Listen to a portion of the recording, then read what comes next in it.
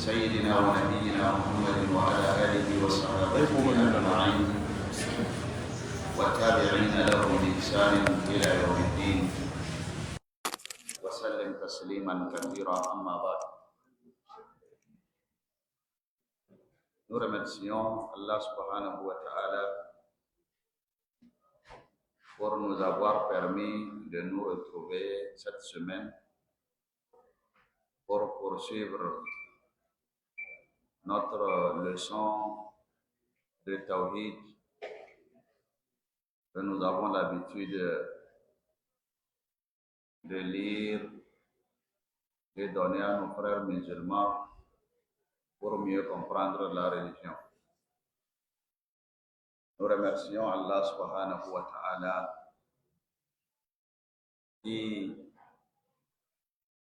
quand il a révélé le Saint-Coran au prophète sallallahu alayhi wa sallam, il lui a demandé de l'enseigner à la communauté pour que cette communauté puisse connaître sa religion et adorer Allah subhanahu wa ta'ala selon les principes de l'islam.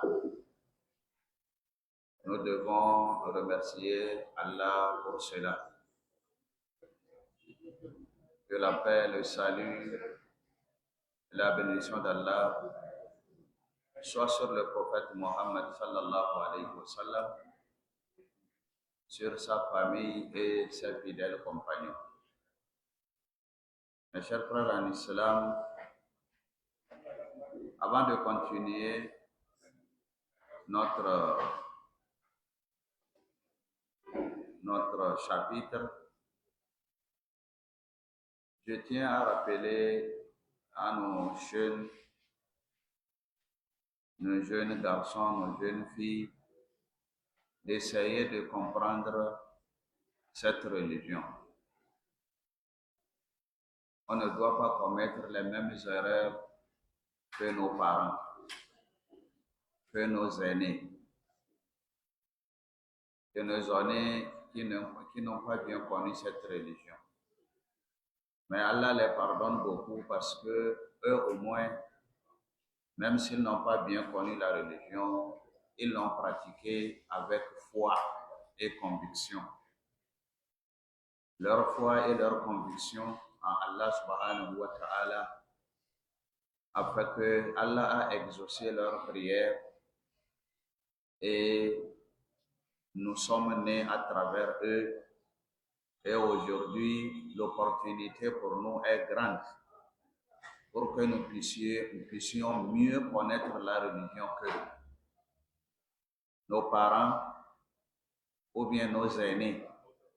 Ils n'ont pas eu la chance que nous avons aujourd'hui. C'est difficile. Même la khutba qu'on fait les vendredis, les gens ne comprennent pas. En ce moment, on vient seulement à la mosquée par conviction et par foi. Les gens aiment leur religion et ils sont convaincus que c'est l'islam qui est la seule religion. C'est à cause de cela que les gens vont à la mosquée. Et quand ils viennent à la mosquée le vendredi, et que l'imam lui-même, à peine il arrive à lire le khutbah, parce qu'il n'a pas fait des études arabes, il n'a pas approfondi sa connaissance en théologie. C'est pour cela même la lecture de khutbah, c'est difficile pour lui. Jusqu'à ce que qu'on lui demande d'expliquer ce qu'il est en train de lire. Non, lui-même, il ne comprend pas ce qu'il est en train de lire. Tout simplement, peut-être le titre, il sait que ce khutbah parle de jeûne, ou bien ce khutbah parle de ceci. Donc, pour lui, lire la khutbah, pour eux, lire la khutbah seulement suffit pour que la prière de vendredi soit exaucée. Et c'est ce qu'il faisait. Et Allah aussi, Allah subhanahu wa ta'ala aussi, certainement les a pardonnés. Parce qu'ils n'ont pas eu les moyens d'approfondir leur connaissance. Chez qui, vers qui et comment. Donc, Ce qui a fait que, en ce moment, la religion n'est pas bien connue. Parce qu'il n'y avait pas ceux qui vont l'enseigner. Quand je dis nos aînés, c'est-à-dire nos grands frères, quand je dis nos parents, c'est-à-dire nos papas, nos mamans, si nous retournons un peu à leur temps, 100 ans ou disons 80 ans passés, on ne connaissait pas bien la religion. Cette religion a eu à se faire voir, à se faire connaître tout récemment. On peut dire il n'y a que 50 ou bien 40 ans seulement. Quand les premiers élèves sont revenus de l'Arabie Saoudite, de l'Égypte, quand ils sont revenus dans les années 50, 1960, 1970, c'est eux qui ont commencé à nous faire comprendre petit à petit les notions préliminaires de l'islam. Et petit à petit, les choses ont commencé à évoluer et nous sommes arrivés à ce que nous sommes arrivés aujourd'hui. Donc, en réalité, nous ne comprenons pas bien notre religion. Donc, c'est l'occasion pour nous. Aujourd'hui, nous n'avons pas d'excuses.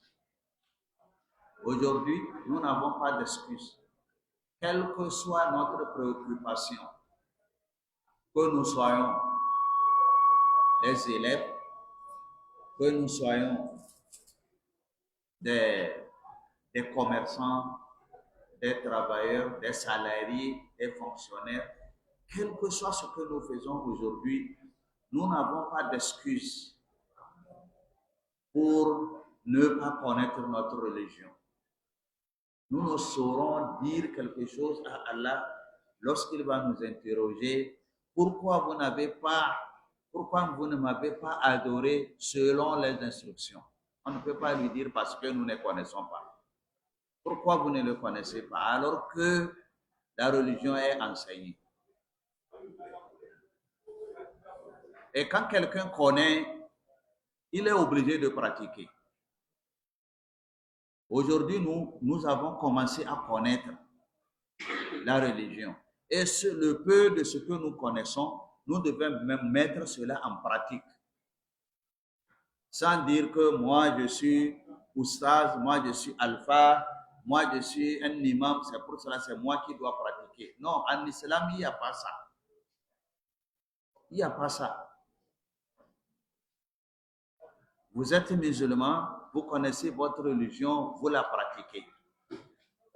Ou bien vous ne la pratiquez pas parce que vous n'êtes pas musulman. Et c'est fini. Nous devons bien comprendre notre religion. Parce que c'est une bonne religion. Et c'est une religion de pratique. Et non une religion d'illusion. Illusion. Oui, j'ai un Seigneur, il est pardonneur, il est clément. Pour cela, mes fautes, il va me les pardonner parce qu'il est suffisamment clément. C'est pour cela que je vais faire ce que je veux et je suis sûr que sa clémence est grande, son pardon est grand, il va me pardonner. Non. Le musulman ne doit pas penser comme ça. Il faut essayer de comprendre votre religion.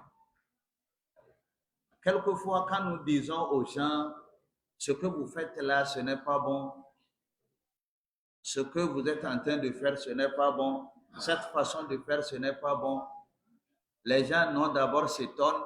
Pourquoi? Parce que nous avons l'habitude de faire avant. Pourquoi maintenant on nous refuse? Ou bien les gens prennent ce qu'on leur dit de ne pas faire. Ils sont étonnés qu'on prenne cette chose-là en tant qu'adoration. Or, pour eux, ce n'est pas une adoration. Et ils prennent que ça là, c'est quelque chose qui n'a pas trait à la religion. C'est les choses de la vie.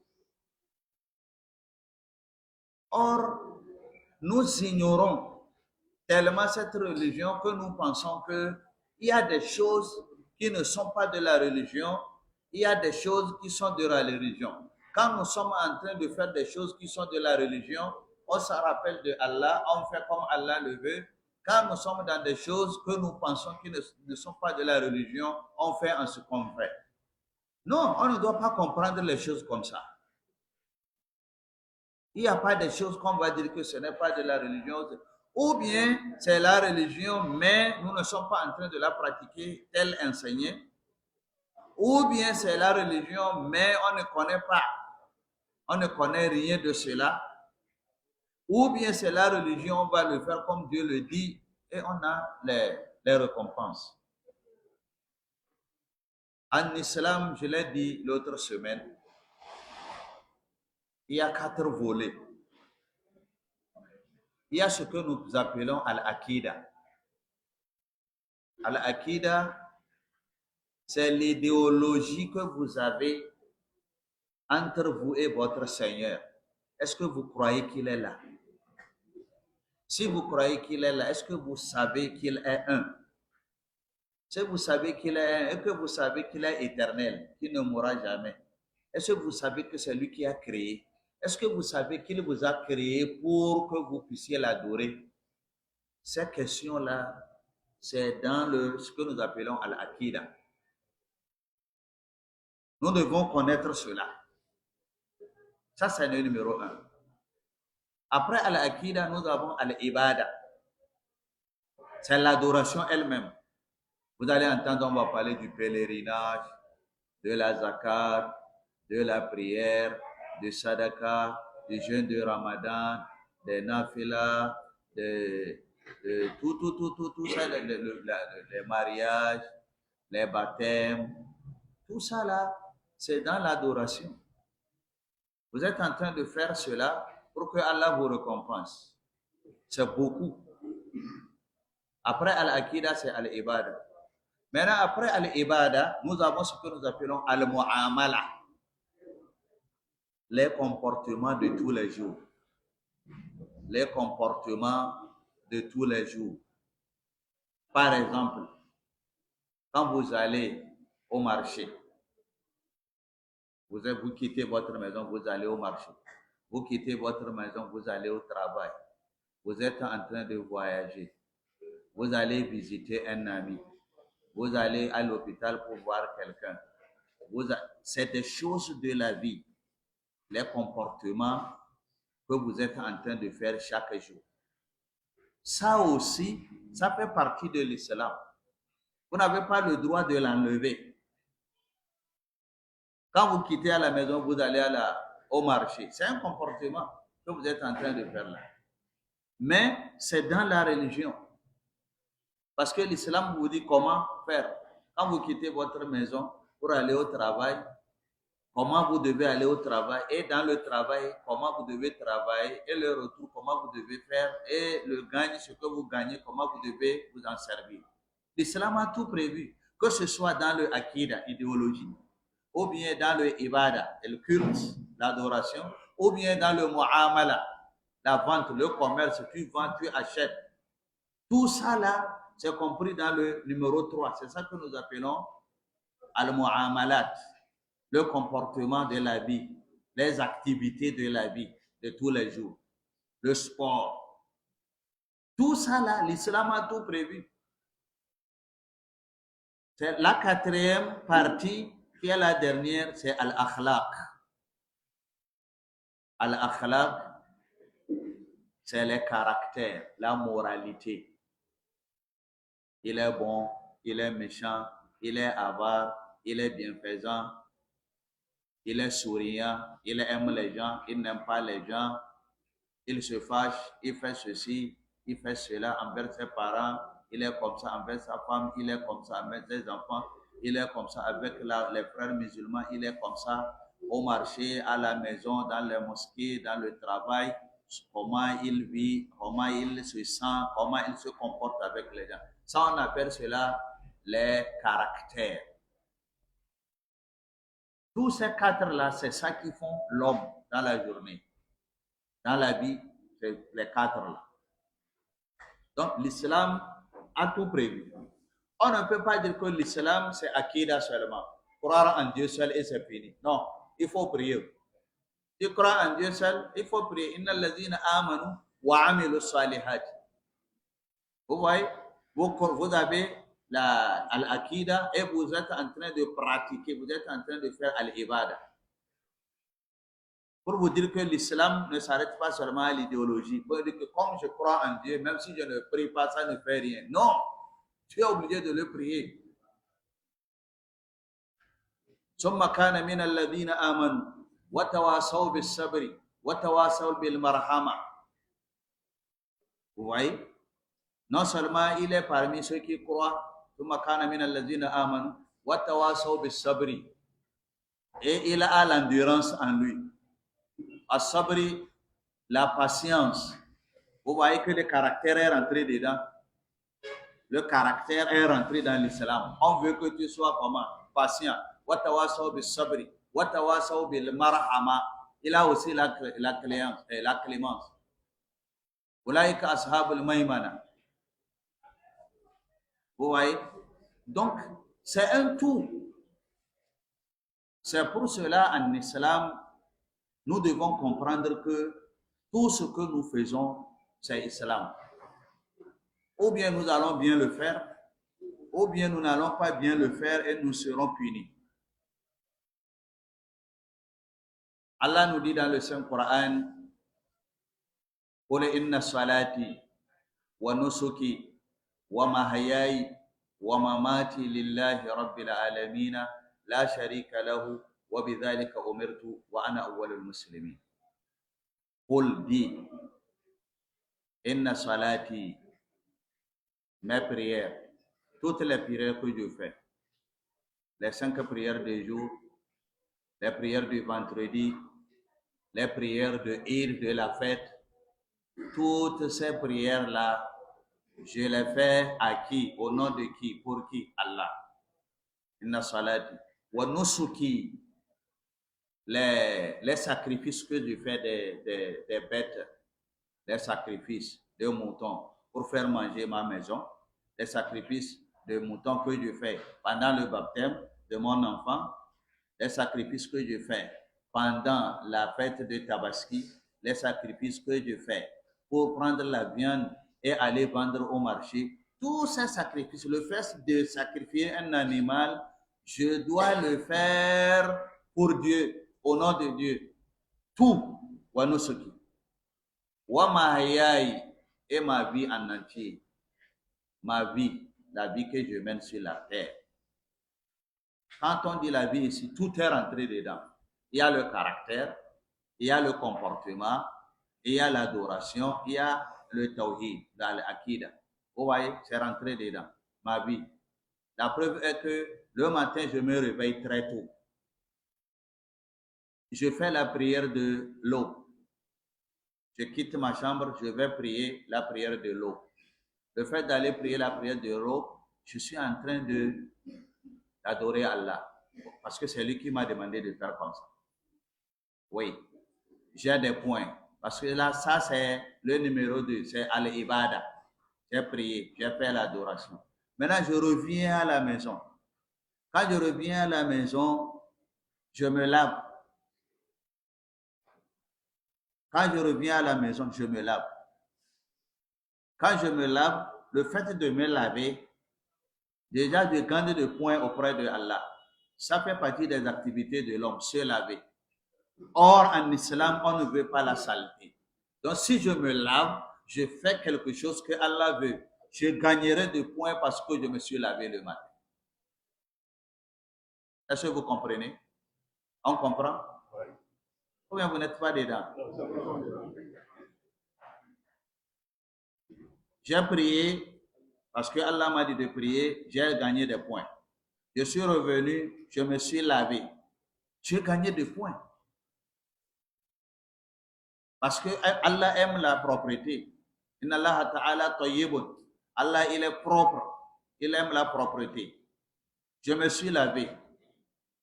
Quand je me suis lavé, j'ai quitté la maison. Mais avant de quitter, j'ai donné de l'argent aux enfants qui vont aller à l'école. est-ce que l'argent que j'ai donné aux enfants, Allah a autorisé de donner ou bien il n'a pas autorisé? Hein? Il a autorisé. Je gagne des points ou bien je ne gagne pas. J'ai gagné 2 points. C'est une forme d'adoration. Or, ce n'est pas Salah, ce n'est pas Azumi, ce n'est pas Zakat. Mais j'ai gagné 2 points là-bas. Parce que si l'argent, là, je ne les donne pas, ils vont souffrir. Donc, j'ai donné aux enfants de l'argent, j'ai gagné 2 points. J'ai demandé à madame, qu'est-ce que tu vas préparer ce soir? Je lui donne 2000 francs ou bien 3000 francs. J'ai gagné ou bien je n'ai pas gagné. Quand j'ai donné l'argent à ma femme, j'ai gagné 2 points. Quelqu'un va dire que non, c'est ma femme, non?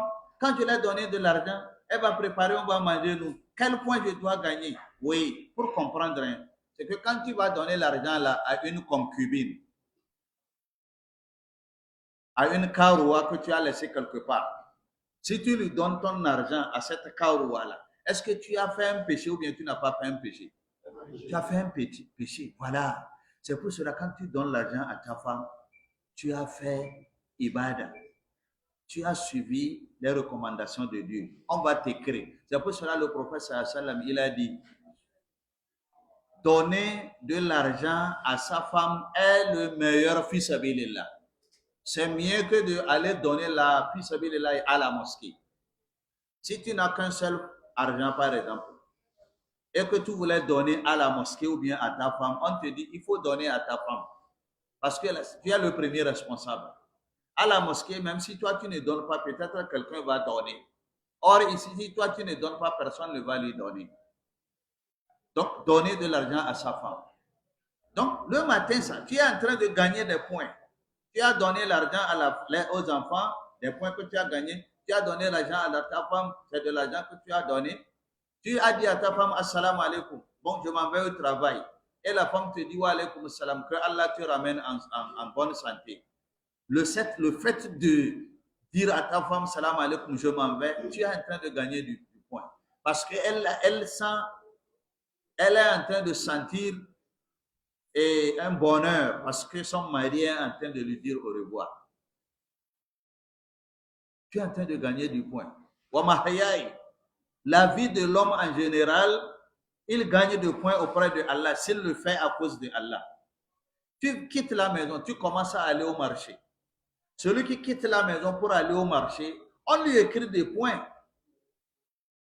La distance qu'il est en train, les pas qu'il est en train de manger, on lui écrit des points. Pourquoi? Parce qu'il s'en va chercher de quoi faire manger sa famille. Et si quelqu'un allait voler, il aura des péchés. Donc toi, tu vas aller au marché ou bien tu vas aller au travail. Tu vas aller travailler et tu vas gagner de l'argent. Le fait de quitter ta maison, marcher, aller au marché ou bien au travail, on te marque des points. On te marque des points. Dans le marché, qu'est-ce que tu fais? Tu fais ce que Allah dit de faire. Tu vends sans mentir, sans escroquer, sans ceci, sans cela. Et le soir, l'argent que tu as, tu reviens à la maison. Au service, au moment de prière, tu fais ton jour, tu fais ton asr, tu fais ton maghrib, tu fais ton isha, et après isha, tu t'en vas à la maison. D'autres après isha, ils asseyent, ils écoutent la parole de Dieu. C'est des points que tu es en train de gagner. C'est des points que toi, tu es en train de gagner. Depuis le matin, tu es avec Dieu. Inna salati wa nuski wa mahyai. Ta vie en entière, c'est Dieu. Tu reviens à la maison le soir, tu rentres à la maison, assalamu alaikum, tes enfants sont contents, ta femme est contente. Tu rentres, si tu veux te laver, tu vas te laver. Une fois encore, si tu ne vas pas te laver, on va amener la nourriture, tu vas manger. Le fait de manger avec la main droite et de dire Bismillahir Rahmanir Rahim, de manger, après avoir mangé, tu dis Alhamdulillah, Alladhi at'amana wa saqana. Ou bien, même si tu ne peux pas dire ça, tu vas dire que Allah, je te remercie. Ou bien en disant Alhamdulillah seulement, tu as gagné des points en mangeant. Et le soir, après avoir mangé, tu commences à causer avec ta femme. Tu es en train de gagner des points. Le moment d'aller te coucher, tu vas te coucher avec ta femme. Si tu as pu tenir sa main, vous comprenez tenir sa main, non? Oui. Si tu as pu tenir ça, mais on t'écrit des points. C'est-à-dire que tout ce que tu fais, tu le fais selon Dieu, ce que Dieu a dit de faire. Tu es en train de gagner des points depuis le matin. Les gens pensent que quand tu vas seulement dans la mosquée, tu pries, tu sors, c'est en ce moment qu'on te donne des points. Le reste là, ce n'est pas des points que tu gagnes. Tout ça là, puisque Allah a autorisé de faire, d'autres il a recommandé de faire et que tu le fais, tu gagnes des points. Wa mahayai, toute ma vie.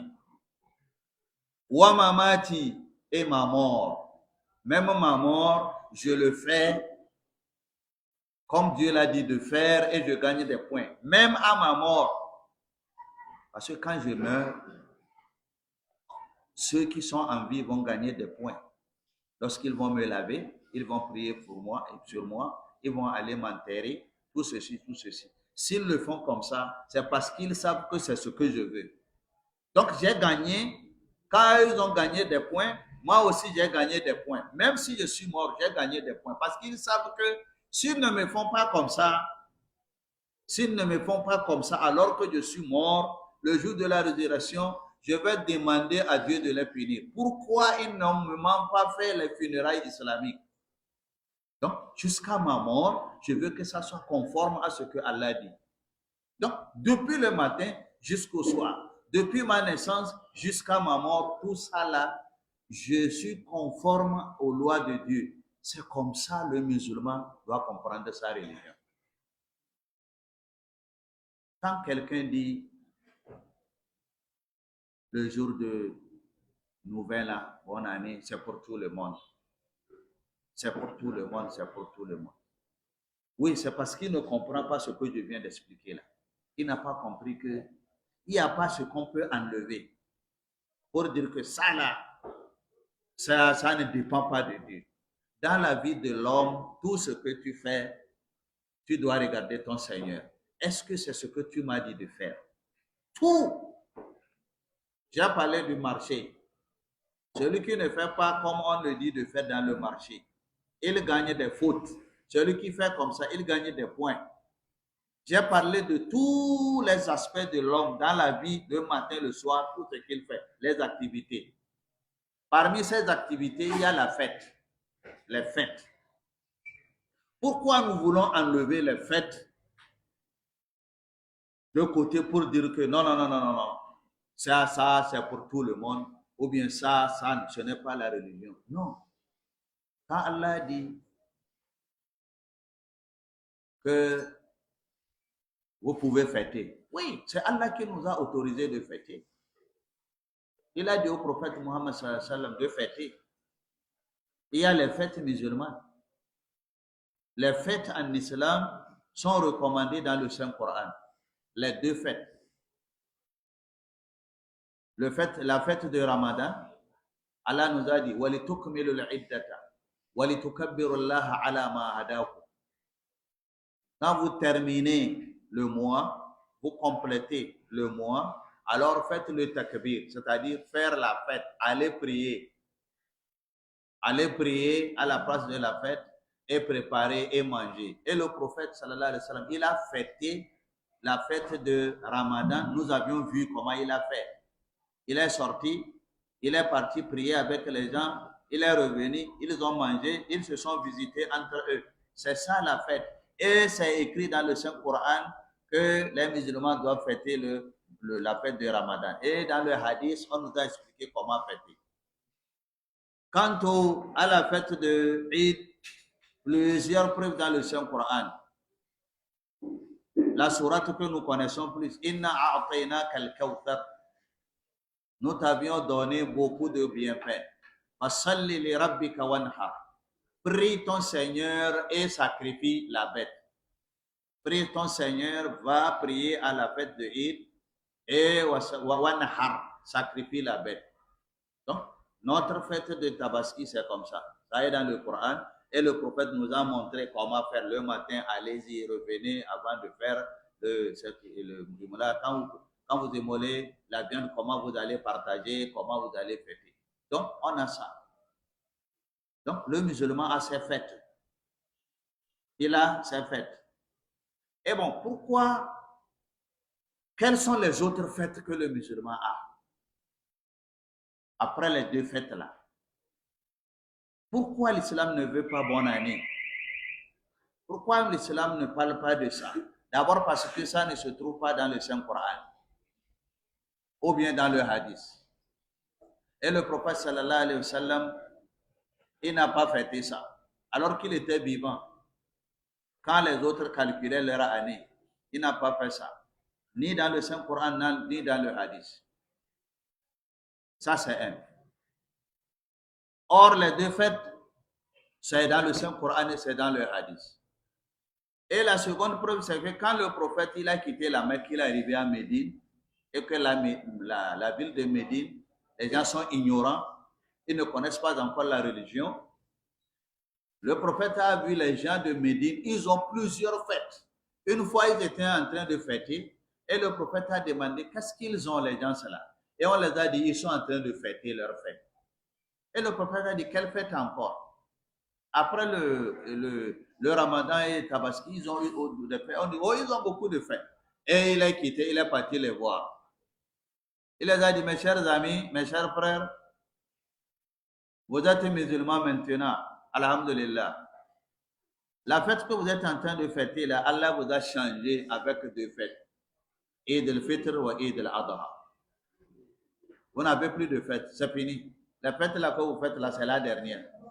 Désormais, vous n'avez que deux fêtes. Et il est revenu. Et ils ont accepté. Et à partir de ce moment, ils n'ont pas de fête. C'est comme ça. Vous voyez? C'est comme ça. Donc, quand on dit qu'il n'y a pas de fête, les gens disent que non, c'est trop. Pourquoi la religion, là, elle est tolérante? Pourquoi les gens coincent les gens comme ça? Pourquoi on veut coincer les gens? Non, on te dit la vérité. Tu veux faire, tu fais. Si tu ne veux pas faire ça, tu regardes. Et puis, nous devons être des gens éveillés. Nous devons être des gens éveillés. On ne doit pas suivre seulement nos passions. Parce que mon cœur veut ça, je veux. Non, il y a beaucoup de choses que le cœur veut, mais je ne le fais pas parce que ce n'est pas mon bonheur. Ça va m'amener beaucoup de problèmes. Quand tu veux prendre le thé, pourquoi tu ne mets pas 50 sucres dans un peu de verre? Pourquoi? Si tu mets beaucoup de sucre, le thé sera toujours très doux.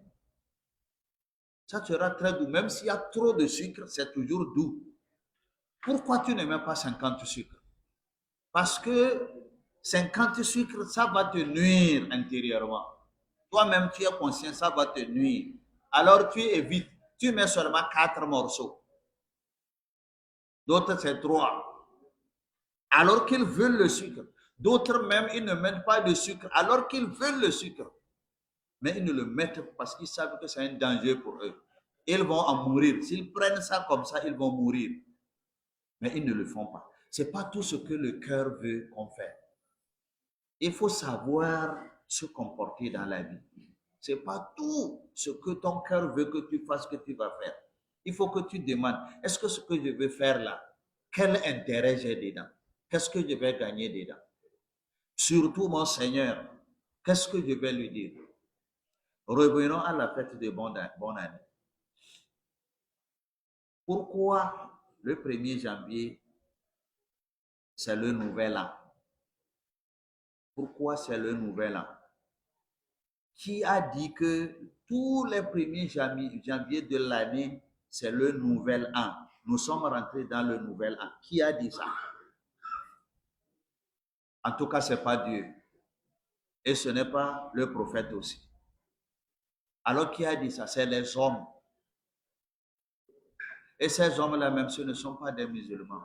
En tout cas, c'est des hommes qui ont pensé, qui ont commencé à faire un calendrier qu'on appelle le calendrier grégorien. Parce que c'est Grégoire qui a créé ce calendrier, Grégoire. Donc, c'est un calendrier grégorien. L'année où Jésus, selon eux, l'année où Jésus est né, on a dit que ça fait 1. Et avant Jésus, parce qu'avant Jésus, il y avait les gens sur la terre, ou bien il n'y en avait pas. Il y avait. Et avant Jésus, il y avait Moussa, alayhi salam. Avant Moussa, il y avait Ibrahim. il y avait Ismaïl, il y avait Isaac, il y avait Jacob, il y avait beaucoup même de communautés, beaucoup de communautés que maintenant. Et ce moment-là, pourquoi on n'a pas compté? Pourquoi on n'a pas mis ça dedans? Donc, ça veut dire que l'an 1, l'an 2, jusqu'à aujourd'hui, nous sommes 2025 là, il n'y a pas le moment de Moussa, hein. Il n'y a pas le moment d'Ibrahim, hein. Il n'y a pas leur moment dedans. Il n'y a pas leurs années dedans. Donc, on a commencé avec l'avènement de Jésus. Et après, on a commencé 1, 2, 3, et on dit 1er janvier. Pourquoi c'est 1er janvier? Est-ce que c'est 1er janvier qui fait un an? Non. Le 1er janvier ne fait pas un an. Si moi, qui suis ici, je suis né le 30 juin. 30 juin prochain, ça me fait un an. Moi, ça me fait un an. Mais toi, 30 juin ne te fait pas un an. Ou bien 30 juin fait un an tout le monde. Non. D'autres, il est né 1er février. Le 1er février qui vient, ça lui fait un an. D'autres, c'est le 1er mars. Donc, moi, je suis en train de compter un an, 2 ans. Pour qui? Pour qui? Si le 1er janvier, c'est pour moi un an, à cause de quoi? C'est mon papa qui est né le 1er janvier ou bien ma maman. Donc, je suis en train de fêter un an de mon papa ou bien un an de ma maman. Un an de qui? De Grégoire ou bien de Jésus. Vous voyez? Un an de qui? Si c'est non, un an de moi-même. 2024, janvier 2025, nous sommes dans un an. Non, chez moi, le musulman, chaque jour pour moi, c'est un an. Le 1er janvier, du 1er janvier, ça fait un an. Deuxième, 2 janvier, 2 janvier, ça fait un an. 3 janvier 2023, 3 janvier 2024, ça fait un an. 4 janvier 2024, 4 janvier 2025, ça fait combien d'ans? Un an. 5 janvier 2024, 5 janvier 2025, ça fait combien? Un an. 10 janvier 2024, 10 janvier 2025, ça fait combien? Ça fait un an. Tous les jours, c'est un an.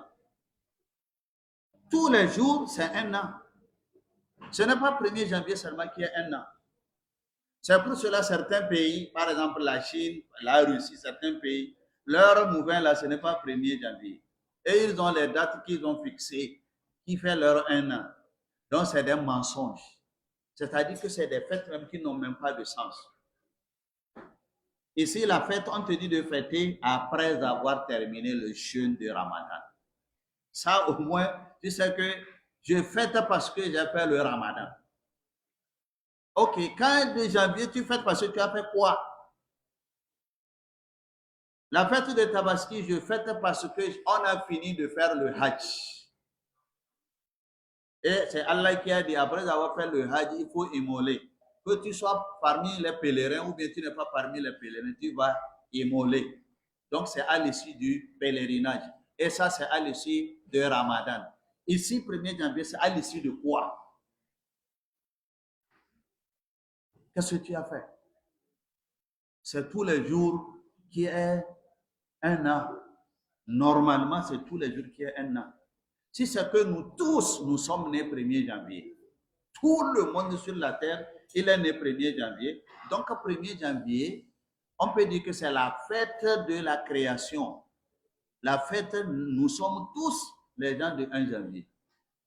Bon, et on compte, on dit que c'est quand moi, 5 ans, 5 janvier, je suis né 5 janvier, quand le 1er janvier, je fête. Je pense que c'est un an. Et 5 janvier aussi, c'est un an. D'autres aussi, c'est un an. C'est-à-dire qu'il y a des gens qui sont nés 1er janvier, d'autres 2, 3.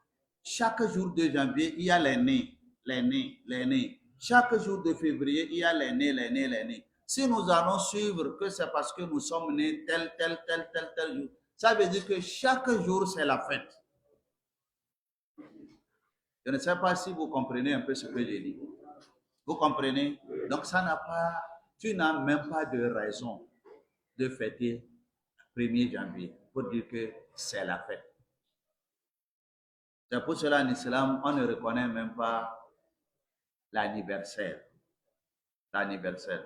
Tu es né le 30 juin, chaque 30 juin, tu vas fêter. Tu vas fêter quoi? Parce que tu as quel âge? D'abord, tu es en train de fêter, c'est que chaque année, on est en train de te couper un an dans ta vie. Et comme toi, tu ne sais pas, tu penses qu'on est en train de t'ajouter et tu es en train de fêter. Or, que tu es en train de t'approcher de la tombe.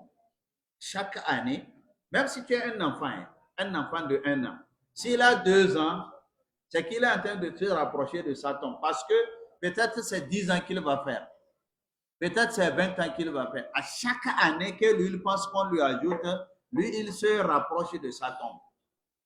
Donc, on n'a pas une raison valable pour fêter comme ça. Non. Il ne faut pas fêter parce que les gens fêtent. Si c'est la jeunesse qui prend les gens, ou bien c'est parce qu'ils ne comprennent pas, bon, ils vont venir dire que vraiment, nous, ce qu'on est en train de dire là, on ne reconnaît pas ceci. Non. Dans la fête, ça se trouve dans le comportement de la vie. Ce n'est pas ce que toi tu veux faire que tu fais. Même dans le comportement, tu dois le faire ce que Allah subhanahu wa ta'ala a dit de faire. Et même dans le chapitre là que nous sommes, les gens sont en train d'adorer, les gens vont adorer, la communauté va adorer des idoles. On a amené le même hadith que nous avions cité la dernière fois dans notre khutbah, où le prophète disait la tattabi'unna sunana man kana qablakum hazwa al-quzzati bil quzzati hatta walau dakhalu juhra dubbin la dakhaltumuh qalu al-yahud wan nasara qala faman. Et le prophète a dit, vous allez suivre les gens cela sur tout ce qu'ils vont faire. Vous allez suivre leur chemin. Les gens cela, vous allez suivre l'autre communauté. Les non-musulmans, vous allez faire ce qu'ils font. Ceux qui ne sont pas de votre religion, vous allez faire ce qu'ils vont faire, ou bien ce qu'ils ont l'habitude de faire. Jusqu'à ce qu'ils rentrent même dans le trou d'un lézard, vous allez rentrer dans ce trou. Alors que c'est le trou d'un lézard. L'homme ne doit pas rentrer dedans. S'ils font tout pour rentrer dedans, vous allez rentrer dedans. C'est-à-dire, même s'ils rentrent dans le malheur, vous allez rentrer dans le malheur. Même s'ils rentrent dans ce que Allah ne veut pas, vous allez aussi rentrer dans ce que Allah ne veut pas. Pour une simple raison, parce qu'ils le font. Nous, puisqu'ils le font, nous aussi on va le faire. Même si ce n'est pas bien, on va le faire. C'est ça. Le prophète sallam, il a prédit ça. Parce que Allah lui a révélé que ta communauté, à la fin des temps, ils vont laisser ta tradition, ils vont suivre ce que les autres font. Même si ce qu'ils font, ça va les amener à rentrer même dans le trou d'un lézard, ils vont rentrer. Quand il a dit, ceux qui vous ont précédé, vous allez suivre les pas de ceux qui vous ont précédé, jusqu'à ce qu'ils rentrent dans le trou, vous allez rentrer. Les Sahaba ont demandé au prophète, tu veux dire les Yahoud et les Nasara? Et le prophète a dit, si ce n'est pas eux, c'est qui? Si ce n'est pas eux, c'est qui? Vous allez les suivre bêtement. Ils font la fête, on va fêter. Ils font le nouvel an, on va faire le nouvel an. Quel nouvel an? Qui n'a même pas de sens. C'est-à-dire que ce que tu fais, même toi-même, tu ne sais même pas les raisons pour lesquelles tu le fais. Pow! Vous avez vécu le mardi soir. Pow! C'est la fête comme ça. Il n'y a rien. C'est tôt. Ou bien il y a quelque chose? Non. Non, c'est les bandits seulement. Après les bandits, c'est les cris. Oh, oh, oh, oh. Après les cris, c'est quoi? C'est l'alcool. C'est l'alcool. Ça dit qu'il est en train de prendre l'alcool, de crier, parce que 1er janvier est venu. 1er janvier de quoi? De qui? Pourquoi? pour rien. Mais toi, le musulman, quand la fête de Ramadan arrive, tu es en train de fêter parce qu'au moins tu as fourni un effort. Tu as jeûné pendant 30 jours. Ce n'est pas permis à n'importe qui. C'est un effort.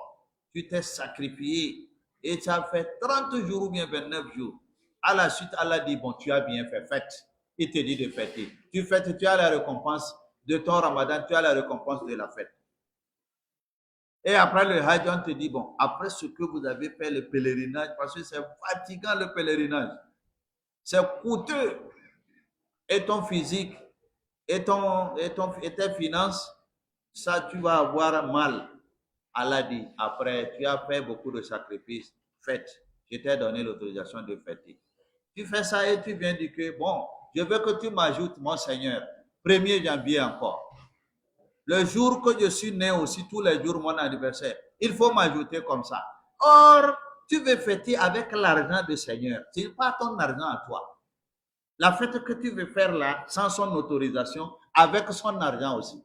L'argent qu'il t'a donné là, c'est dedans que tu veux prendre pour acheter les choses, pour désobéir à ton Seigneur qui t'a donné l'argent. C'est pour cela que nous disons, ce n'est pas bon. Il ne faut pas suivre les gens bêtement. Il ne faut pas suivre les gens bêtement. Si tu n'as pas de raison, tu ne dois pas dépenser ton argent pour des choses que tu n'as pas de raison. Malheureusement, beaucoup de musulmans dans le monde entier, beaucoup de musulmans, ils font la fête. Quand on le demande pour quelle raison, il dit que ça fait, c'est une nouvelle année. Or, quand tu sors dehors, 1er janvier, il faut regarder au ciel. Tu ne verras pas, on a écrit, Allah fait écrire nouvel an. Ou bien on voit ça? Non. C'est-à-dire que le soleil de 31, là, c'est lui le soleil de premier.